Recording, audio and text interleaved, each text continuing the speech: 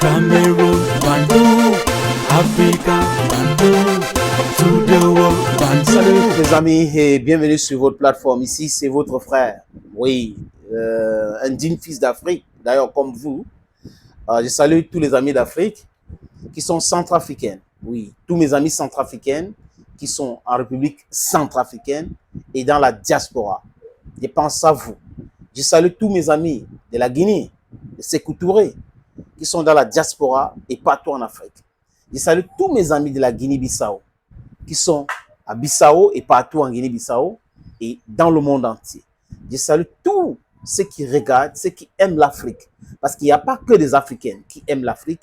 Il n'y a pas que des Africains qui pensent que l'Afrique doit se libérer de ce contrôle néfaste, de ce contrôle satanique que l'Occident nous impose tous les jours. Ils nous ont imposé des livres dits saints alors que c'est des livres d'histoire ou des choses qu'on raconte dans ces livres-là. Ils ne respectent pas, ils nous imposent cela et on est en train de prendre cela pour agent comptable. Ils ont joué avec le cerveau et beaucoup d'émotions. Et comme on dit souvent, l'émotion est nègre. Mais seulement raison garder les amis, on doit comprendre. Et les dirigeants africains d'aujourd'hui devraient comprendre.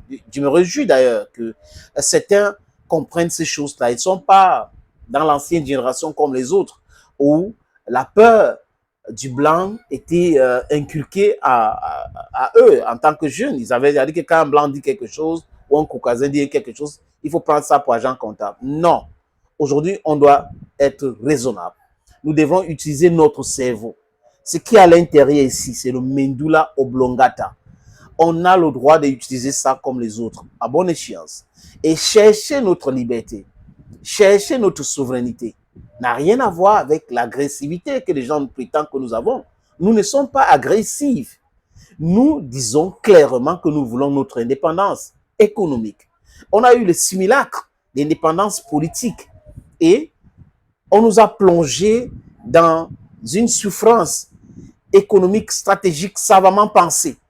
Et beaucoup d'entre nous sont entrés là-dedans. Mais à un moment donné, avec l'augmentation de la natalité, la démographie qui augmente tous les jours, ça fait en sorte qu'il y a beaucoup de bouches à nourrir, beaucoup de cerveaux, et la souffrance augmente, et les gens se posent la question, comment se fait-il qu'on a ci, on a ça, et après on est en train de souffrir aujourd'hui.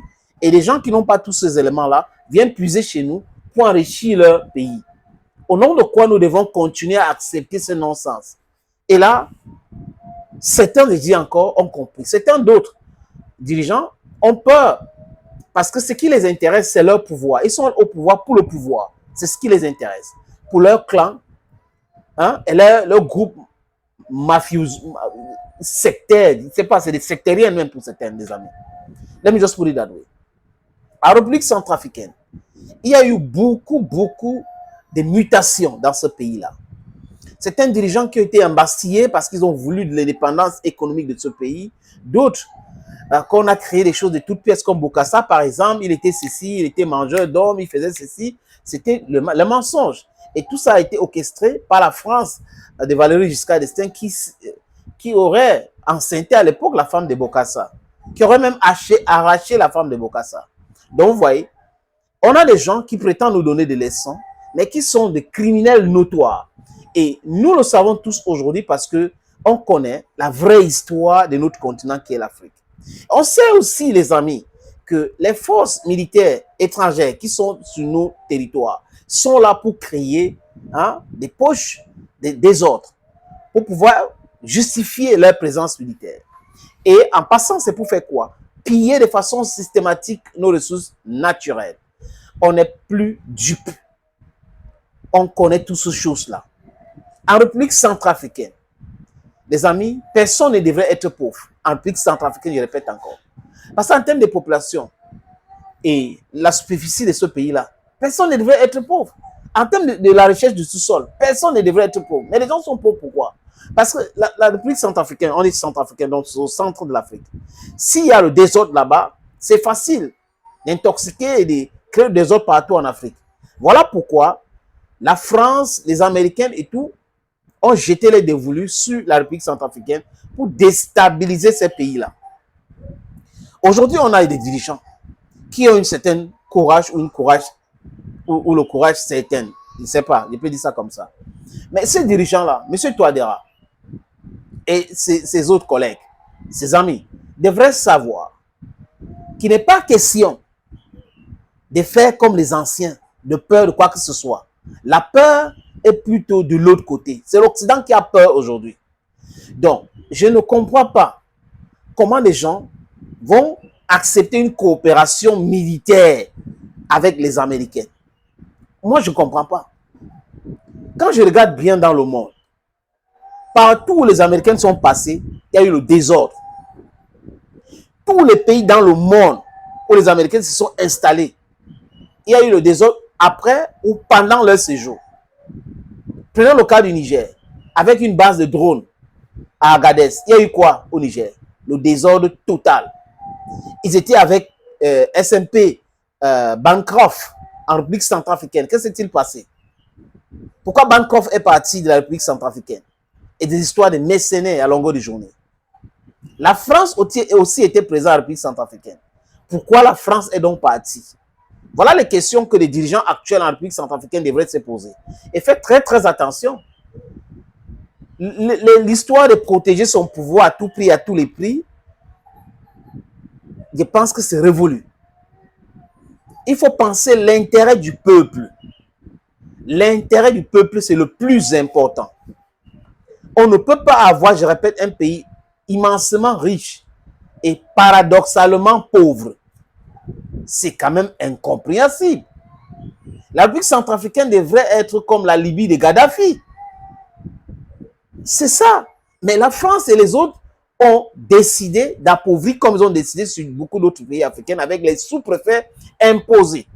On voit un petit pays comme la France qui contrôle les gens à travers le soft power et autres. Cette époque-là est révolue. Monsieur Touadéra, cette semaine, il y a eu la rencontre entre Africom, c'est cette force américaine en Afrique, avec le ministère de la Défense centrafricaine. Et là, on parle de la coopération militaire, échange entre la République centrafricaine et les Américaines. Il n'y a rien de bon qui peut venir de ça. Absolument rien de bon. Rappelez-vous de la présence américaine à l'époque. Qu'est-ce que les Américains faisaient avec les militants, les brigands, les voyous? Ils demandaient aux voyous de faire quoi? Des Chinois qui travaillent dans les mines. Posez-vous cette petite question. À partir de là, vous allez comprendre que ce n'est plus nécessaire. Maintenant, si vous avez déjà signé tout, parce qu'on parle de coopération et autres, on vous avertit, c'est notre travail. Il faut être regardant sur la présence américaine en République centrafricaine dans cette coopération-là. Vous devez tout contrôler d'un bout à un autre. Il faut tout contrôler. Parce que ces gars sont uniquement ici en Afrique pour l'exploitation de notre sous-sol, pour le pillage de l'Afrique. C'est tout ce qui les intéresse. On n'a pas besoin de venir avec les militaires pour coopérer si on pense du bien de X ou Y pays. Est-ce que les Américains viennent avec les militaires en Europe? Non. C'est le business. Donc, si les Américains veulent faire le business avec la République centrafricaine, ils n'ont pas besoin de venir nous dire coopération militaire. Ils n'ont pas besoin de ça. C'est les hommes d'affaires qui vont venir faire les affaires clean. À bon attendeur, salut.